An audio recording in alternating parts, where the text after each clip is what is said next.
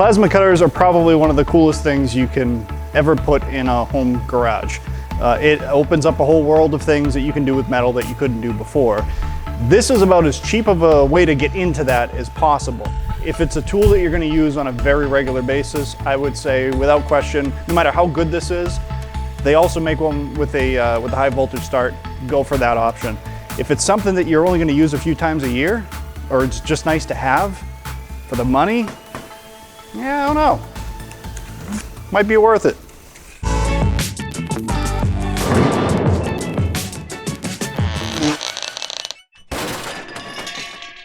On price alone, this thing should be garbage. But I've also learned to never judge a book by its cover when it comes to cheap tools, because sometimes they really impress you.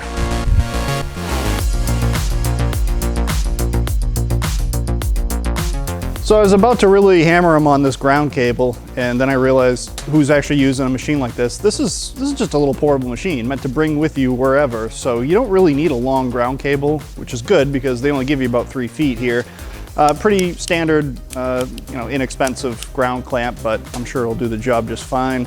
Ubiquitous Chinese air regulator. They actually do work, and water separator. They do actually do a decent job, so I can't complain there. Got a quick connect fitting, which I'm guessing is for the gauge on the back, but we'll get that set up with the regulator. A couple of nozzles, tips, electrodes, some nylon air hose here, and the gun. Listen, it's a cheap gun. It is what it is. It looks cool though, but it's all just nothing but plastic. And it's got that strain relief that you see a lot of these have now that isn't molded into the tube itself. So I don't know if that is meant for anything other than looking cool, because it sure as heck doesn't do much for strain relief. Decent length on the line on this, about 8 feet or so, and it does have a braided air hose inside. So I mean, that's good. What do you want? It's a sub $200 machine. It's not going to be great, but nothing here looks scary to me. For the machine itself, decent feeling potentiometer on here, ranges from 10 to 40, although on 120 volts, this is only claiming to have a 35 amp cut power, but 35 amps will still cut 1/4 inch, no problem. Get your ground connection, your switch to start and stop it gets wired in there, and then your main electrode and air connection. Nice gauge. I do like having the gauge on the front. That's a nice little feature to have. The casing's actually pretty good. It's nice and thick, thicker than it probably needs to be. Good strain relief here, single fan, spot for the regulator to mount. This would be the supply line to that gauge on the front, and then this would connect to your compressor. Okay switch. Not bad, not great.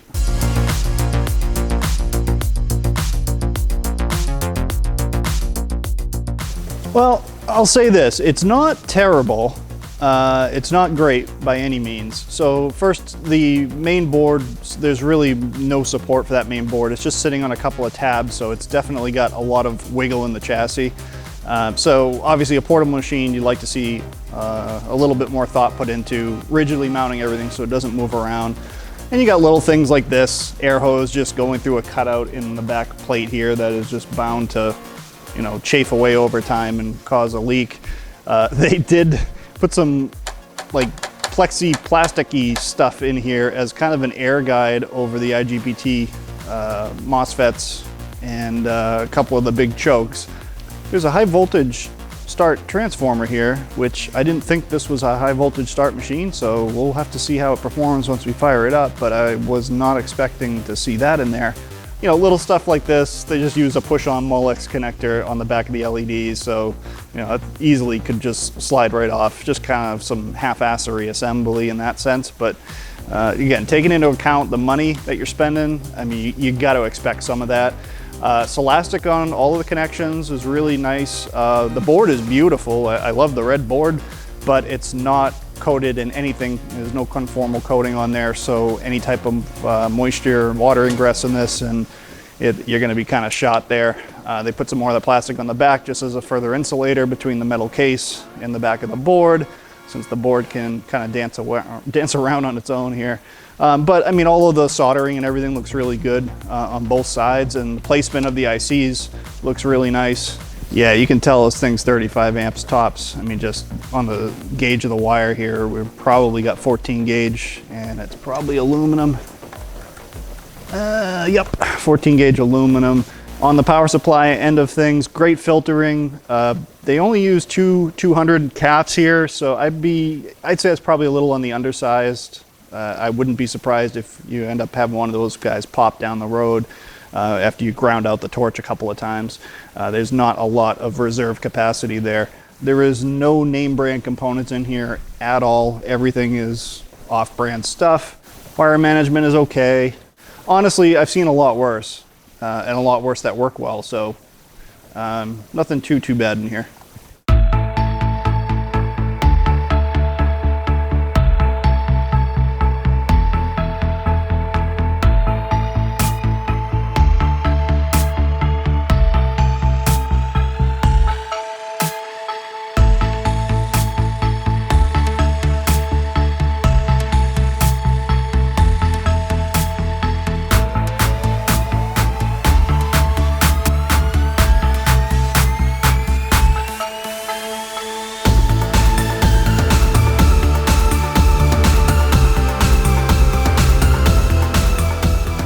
Let's dial up our air pressure. Usually cut around 60 or so PSI, which is on the blue. So we'll set it right at 60. Prepare to be disappointed. Yay! Good start. Okay, we're gonna start off with some 1/8 inch aluminum. See how it likes that. And let's crank it to 30 amps. And I'm really curious to see how this thing starts.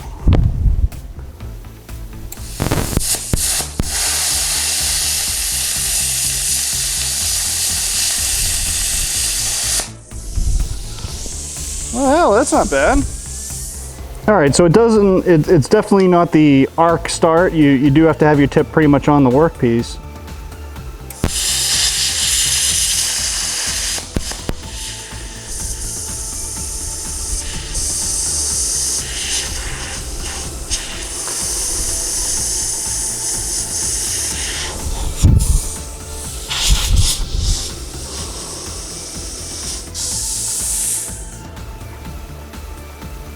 And with those two cuts, we have kicked on our thermal protection, which doesn't make any sense at all. Let's shut it off and try it again.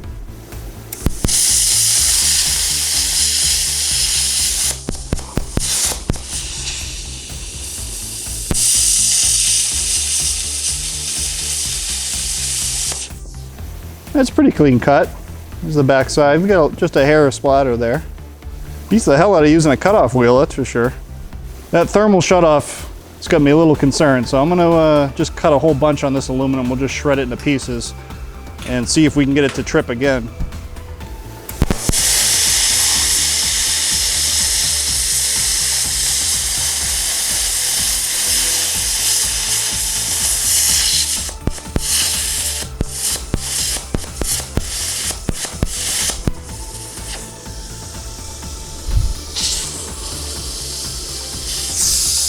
Yep, that got it.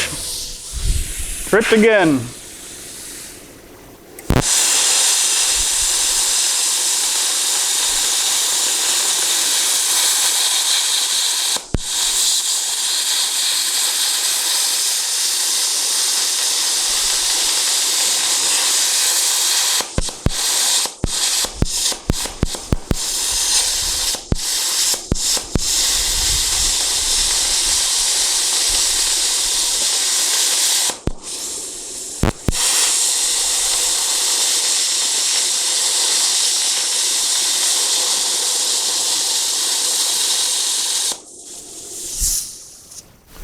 Just trip a breaker? So what that kind of tells you is, I mean, we're dealing with 1/8 inch aluminum here on what is supposed to be a 30 amp setting. The efficiency of this is super low, which again, you kind of expect, but to be blowing or popping 20 amp breakers, cutting 1/8 inch material on a 30 amp setting, you know, it's like what, 60% efficient.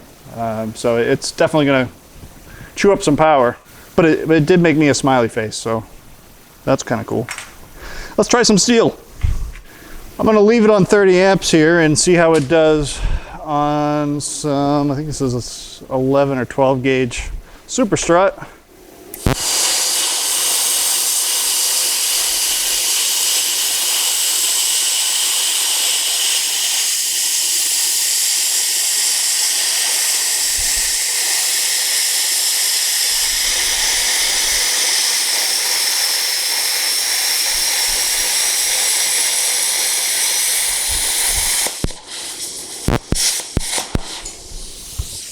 Oh, hell yeah, there we go.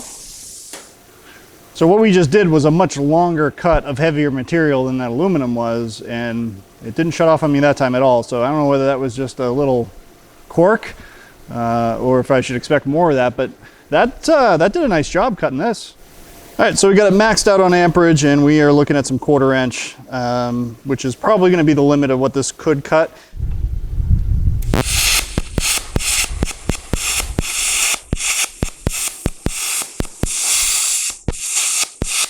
Yeah, she doesn't like that. Let's try a back drag and see if that's any better. Yep. Yeah.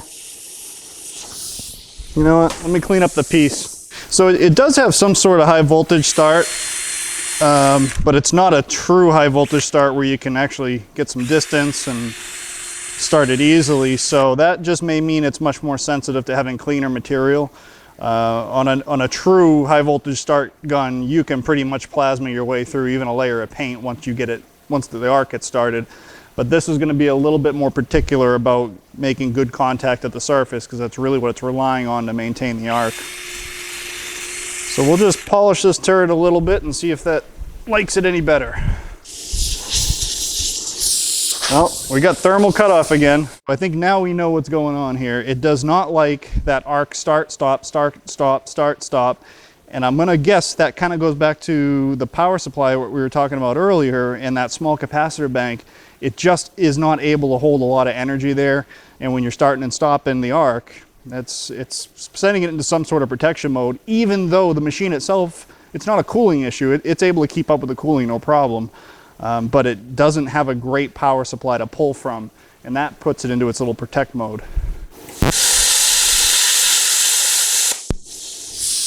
Yep, shutting off again. And try it one more time. Try some fresh steel over here.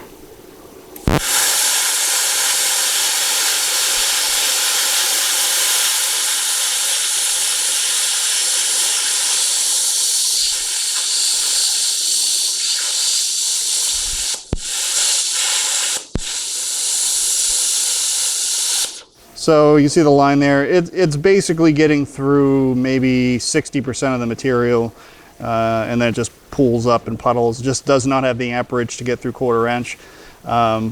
So yeah, it did get through a couple of times here, just at the very lead in, and it did the same here, but then even at a slow pace, it just doesn't have the amperage just doesn't have the cojones for 1/4 inch.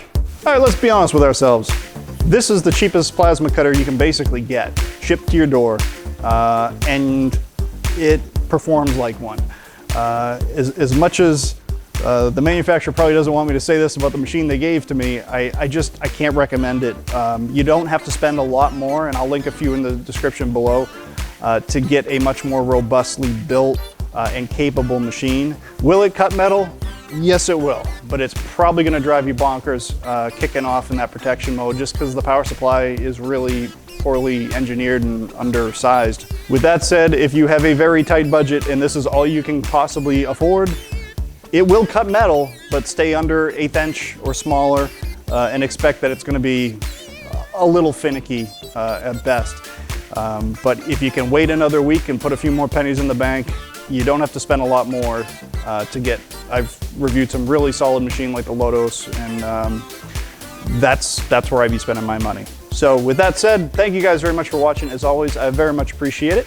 Any questions, comments, concerns, and or criticisms, throw them down in the comments section below me. Otherwise, everybody have a great day.